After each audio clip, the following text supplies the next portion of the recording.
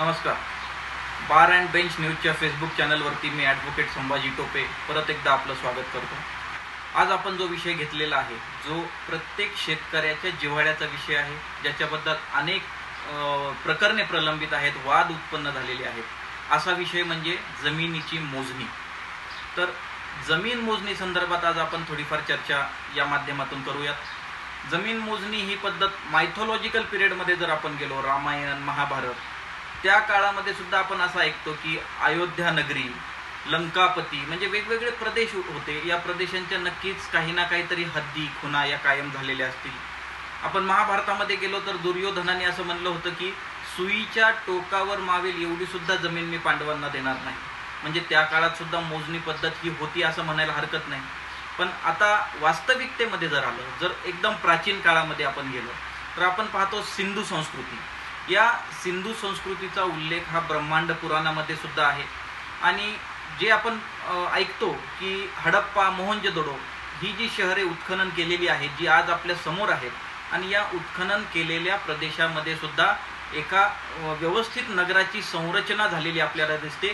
तिथे सुद्धा हद्दी आणि खुणा कायम झालेल्या आपल्याला दिसतात. म्हणजे सिंधू संस्कृतीमध्येही हद्दी खुणा कायम झाल्या होत्या आणि मोजणीची पद्धत अस्तित्वात होती. त्यानंतरचा जो काळ येतो तो मौर्य काळ. मौर्य काळामध्ये दोरीने जमिनीची मोजणी करण्याची जी पद्धत होती ती अस्तित्वात आली. आणि ही दोरीने मोजणी करणारास रज्जुक असे म्हणत. या सिंधू काळानंतर मौर्य काळ, मौर्य काळानंतर येतो तो कौटिल्य काळ. कौटिल्य काळ आपल्याला सगळ्यांना माहिती आहे की अर्थशास्त्रामध्ये निपुण असणारा हा काळ होता, ज्या काळामध्ये जमिनीची प्रतवारी, त्या जमिनीवरती कर आकारणे, जमिनीचा महसूल या प्रकारचे अनेक पद्धती या अस्तित्वात आणल्या गेल्या. त्यानंतरचा जो काळ येतो तो मोगल काळ. मोगल काळ हा जो मोगल बादशहा शेरशाह होता, त्याने 1504 मध्ये जमिनीचा महसूल आकारण्याची जी काही पद्धत होती ती अस्तित्वात आणली.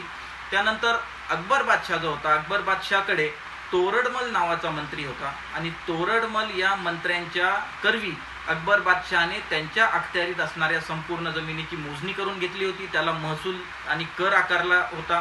त्यानंतरचा जो काळ येतो तो मराठाशाहीचा, छत्रपती शिवरायांचा काळ. आपल्याला सर्वांना माहीत आहे की छत्रपती शिवरायांकडे अनाजी दत्तो हे होते आणि राजमाता जिजाऊमा साहेब आणि छत्रपती शिवरायांनी अनाजी दत्तोंच्या करवी संपूर्ण स्वराज्याची मोजणी करून घेतली होती. आणेवारीची ही पद्धत सुद्धा त्याच वेळेस अस्तित्वात आणली होती. अनाजी दत्तोंनी आणेवारी पद्धत अस्तित्वात आणल्यामुळे, ही पद्धत अस्तित्वात आणल्यामुळे त्याला आणेवारी, अनाजी दत्तोच्या नावावरून आणेवारी असं नाव पडलेलं आहे. तर मराठेशाहीच्या काळामध्ये छत्रपती शिवाजी महाराजांनी 1674 पासून जमीन महसूल आकारणीला सुरुवात केलेली आहे. आणि त्यानंतरची जी काही राजवट येते ती ब्रिटिश राजवट. तर ब्रिटिश राजवटीमध्ये सर अलेक्झांडर यांच्या करवी ब्रिटिशांनी संपूर्ण भारताची मोजणी करून घेतली. या संपूर्ण भारताच्या मोजणी काळासाठी एकूण 37 वर्ष एवढा काळ त्यासाठी लागला. त्या काळामध्ये जे काही अधिकारी या मोजणीच्या कामामध्ये ब्रिटिशांनी वापरले, त्यापैकी एक अधिकारी होता गुंटूर. तर या गुंटूर अधिकाऱ्याने त्याच्याजवळ जी उपलब्ध असलेली 33 फुटाची साखळी होती, त्या 33 बाय 33 फुटाच्या साखळीवरून त्यांनी प्रमाण एक गुंटूर, म्हणजे ज्याला आपण आज एक गुंठा म्हणतो, तर या गुंठ्याचं जे काही प्रमाण आहे ते 33 बाय 33 आणि गुंटूरच्या नावावरून गुंठा हे प्रमाण पडलं. तर एक गुंटूर म्हणजे 33 बाय 33, 1 एकर म्हणजे 40 गुंठे आणि 1 हेक्टर म्हणजे 2.5 एकर असं प्रमाण आज रोजी अस्तित्वात आहे. तर आपण हा इतिहास बघितला, जो काही मोजणीच्या या जी प्राचीन पद्धत होती, या प्राचीन पद्धतीला आज रोजी एक अद्ययावत तंत्रज्ञानाची जोड मिळालेली आहे. आणि महाराष्ट्र जमीन महसूल अधिनियम 1966चे जे काही भाग 9 आहे, या भाग 9 मध्ये कलम 132 ते कलम 146 पर्यंत या जमीन मोजणीची पूर्ण प्रक्रिया, भूमापन या संदर्भात दिलेली आहे.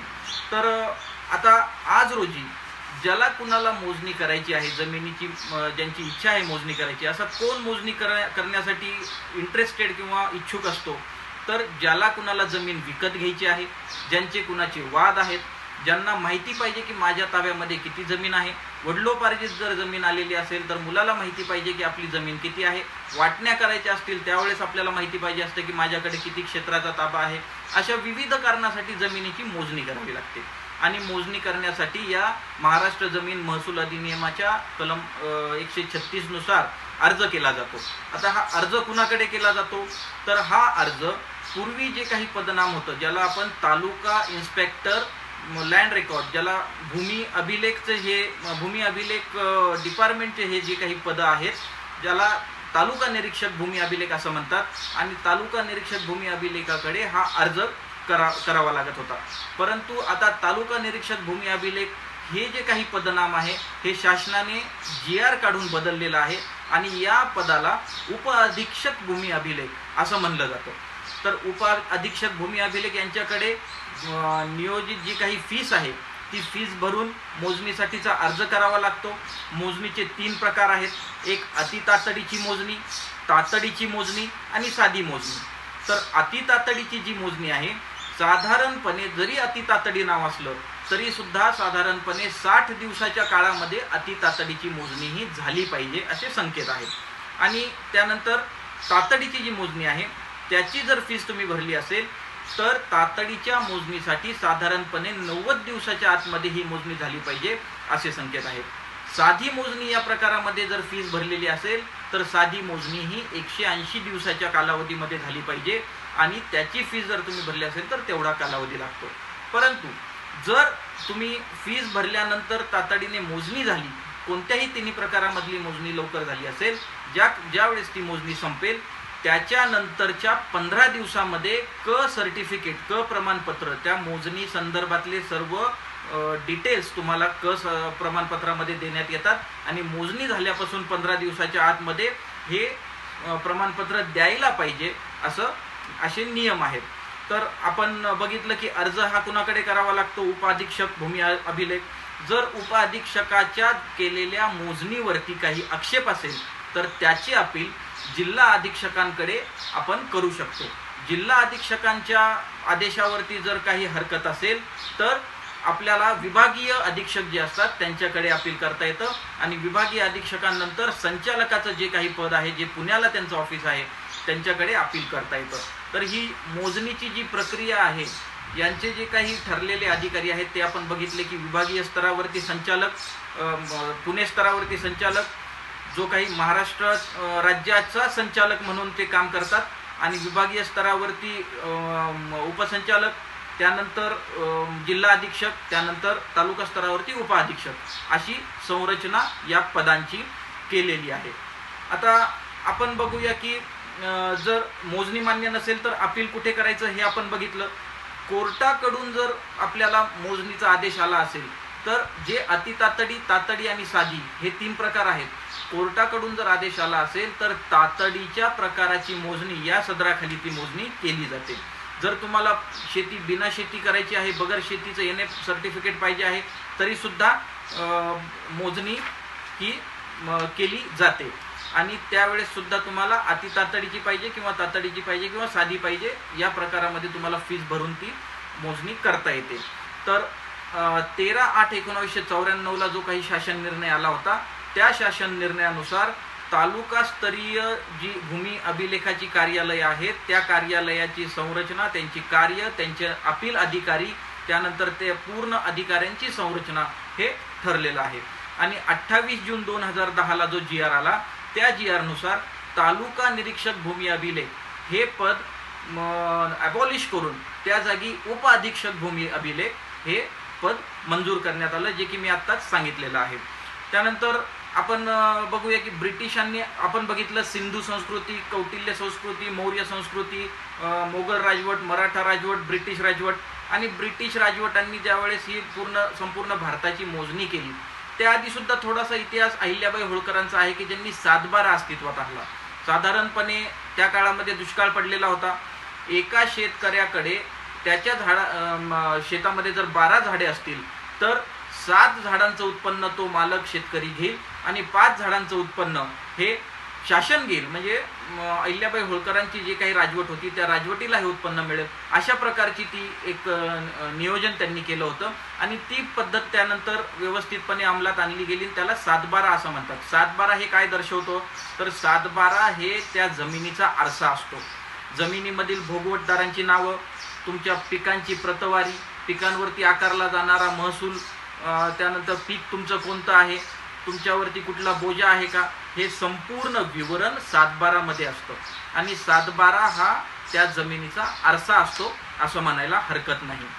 आता ज्यावेळेस ब्रिटिशांनी मोजणी केली त्यावेळेस शंकू साखळी, जी काही गुंटूर अधिकारी होता त्यांनी जी साखळी वापरली तिला शंकू साखळी म्हणतात. आणि शंकू साखळी पद्धतीने ही जी मोजणी केली, 33 बाय 33 फुटाला एक गुंटूर म्हणजे एक गुंठा असं नाव देण्यात आलं. इथपर्यंत आपण इतिहास बघितला आणि आपण मोजणीची पद्धत बघितली. तर आज रोजी जी मोजणीची पद्धत अस्तित्वात होती, साधारणपणे 5 एकर जमीन मोजायची असेल तर एक पूर्ण दिवस लागायचा. आणि ही पद्धत आता नवीन तंत्रज्ञान आलेलं आहे. पाश्चिमात्य देशांचं आपण अनुकरण करत आहोत. GPS टेक्नॉलॉजी आलेली आहे. सॅटेलाइट्स भारताने अवकाशात सोडलेले आहेत, त्याचाही आधार आपण घेत आहोत. आणि भूमी अभिलेख कार्यालयाने सुद्धा एक स्टेप पुढे जाऊन या नवीन पद्धतींचा अवलंब केलेला आहे. तर आता हे जे नवीन तंत्रज्ञान आलेलं आहे, जर आपल्याला 5 एकर जमिनीची मोजणी करायची असेल तर जो 1 दिवसाचा पूर्ण कालावधी लागत होता, त्या 1 दिवसाच्या कालावधीची ही मर्यादा 5 एकरासाठी आता अर्ध्या तासावर आलेली आहे. म्हणजे 10 ते 15 मिनिटांमध्ये सॅटेलाइटचा आधार घेऊन तुमच्या जमिनीची मोजणी करता येते आणि अर्ध्या तासामध्ये तुम्हाला क प्रमाणपत्र सुद्धा प्राप्त होतं. इथपर्यंत विकसित पद्धत ही आज रोजी अस्तित्वात आलेली आहे. आणि महाराष्ट्र शासनाच्या भूमी अभिलेख विभागाने सुद्धा ही पद्धत अडॉप्ट केलेली आहे, अवलंबली आहे. आज महाराष्ट्र शासनाने आता असा निर्णय घेतलेला आहे की जे काही ते तंत्रज्ञान आहे, ज्याला कॉर्स म्हणतात, कंटिन्युएशन ऑपरेशन रेफरन्स सिस्टीम किंवा कंटिन्युएशन ऑपरेशन रेफरन्स स्टेशन, तर या स्टेशनचा आधार घेऊन ही GPS टेक्नॉलॉजी अवलंबली जाते आणि त्या आधारे ही मोजणी केली जाते. तर हे जे स्टेशन आहेत ते स्टेशन स्वतःच्या ठरलेल्या जागेपासून त्यांच्या त्रिज्येच्या 35 किलोमीटर अंतरापर्यंतच्या GPS द्वारेची मोजणी ते व्यवस्थितपणे करू शकतात. आणि महाराष्ट्र शासनाने जो निर्णय घेतलेला आहे की राज्यामध्ये आज रोजी 77 ठिकाणी असे स्टेशन बसवायचे. त्यामध्ये माझ्या माहितीप्रमाणे मावळ, पुरंदर या ठिकाणी या स्टेशनच्या उभारणीचं काम सुद्धा सुरू आहे. आणि या स्टेशनच्या उभारणीनंतर एकदम जलद गतीने शेतकऱ्यांना स्वतःच्या जमिनीची मोजणी करून मिळणार आहे. जे काही आज आपण ऐकतो की मोजणीसाठी अधिकारी लोक त्रास देतात, काही पैशांचे व्यवहार केले जातात, अशाही काही ऐकिवात आहेत गोष्टी, अशाही काही माहिती होतात. आणि हे सर्व प्रकार या नवीन तंत्रज्ञानामुळे थांबणार आहेत. आणि आपल्याला जो काही रिझल्ट मिळायला पाहिजे, जी जमिनीची मोजणी व्हायला पाहिजे, ती मोजणी तात्काळ पद्धतीने होणार आहे. तर महाराष्ट्र शासनाने हे जे काही पाऊल उचललेलं आहे हे नक्कीच त्यांचं कौतुक करण्यासारखं आहे. 77 ठिकाणी जी काही त्यांनी कॉर्स सिस्टीम अवलंबली आहे, कॉर्स सिस्टीमची उभारणी त्यांनी सुरू केलेली आहे, ती कॉर्स सिस्टीम लवकरात लवकर त्यांनी उभा करावी आणि लवकरात लवकर शेतकऱ्यांना न्याय द्यावा अशी मी अपेक्षा व्यक्त करतो. या सिस्टीममुळे काय बदल होईल, तर पूर्वी कसं व्हायचं, एक जमीन 2 जणांना 3 जणांना विक्री केली जायची किंवा ठराविक एखाद्या ठिकाणची जमीन दाखवून दुसऱ्याच ठिकाणची जमीन विक्री केली जायची. तर अशा प्रकारचे जे काही प्रकार होत होते ते प्रकार या सिस्टीममुळे पूर्णपणे थांबणार आहेत. त्यामुळे या सिस्टीमचा नक्कीच शेतकऱ्यांना फायदा होईल. जी जुनी अस्तित्वातील पद्धत होती ती जुनी अस्तित्वातील पद्धत हळूहळू नवीन तंत्रज्ञानाकडे जात आहे. त्यामुळे शेतकऱ्यांच्या जमिनीच्या मोजणीचे जे वाद आहेत ते वाद लवकरात लवकर निपटारा करण्यासाठी शासन पावले उचलत आहे आणि ते नक्कीच कौतुकास्पद आहे.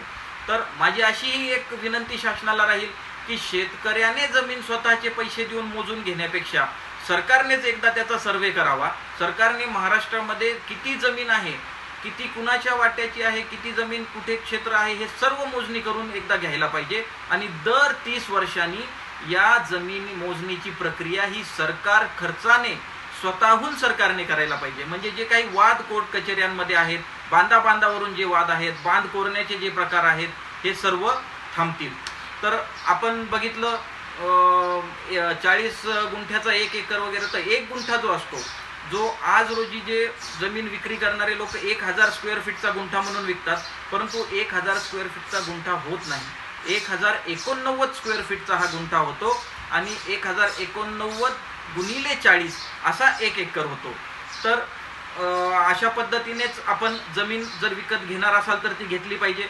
जमीन विकत घेण्याच्या आधी काय काय बघायला पाहिजे, तर 7/12वरती भोगवटदाराचं मालकाचं नाव आहे का, 7/12वर काही कुठला बोजा दाखवत आहे का, वित्तीय संस्थांचं किंवा बँकांचं कुठलं कर्ज त्या जमिनीवर आहे का, जमिनीत काही हिस्से आहेत का, घरामध्ये काही वाद आहेत का जमीन विक्रीसाठी, हे क्षेत्र त्या भोगवटदाराच्या किंवा मालकाच्या प्रत्यक्ष ताब्यामध्ये आहे का, त्यानंतर जे 7/12वरती विहिरी दर्शवलेल्या आहेत, ज्या 7/12वरती झाडे दाखवलेली आहेत किंवा तोंडी जे काही त्या मालकाने सांगितलेलं आहे ते सर्व अस्तित्वात आहे का, वहिवाट, पाट किंवा पाण्याचे इतर स्तोत्र जे काही माहिती दिलेली आहे ती अस्तित्वात आहे का, प्रकल्पग्रस्त किंवा धरणग्रस्त जर असेल तर अशा लोकांना दिलेल्या जमिनी या जिल्हाधिकाऱ्यांच्या परवानगीशिवाय विकता येत नाहीत.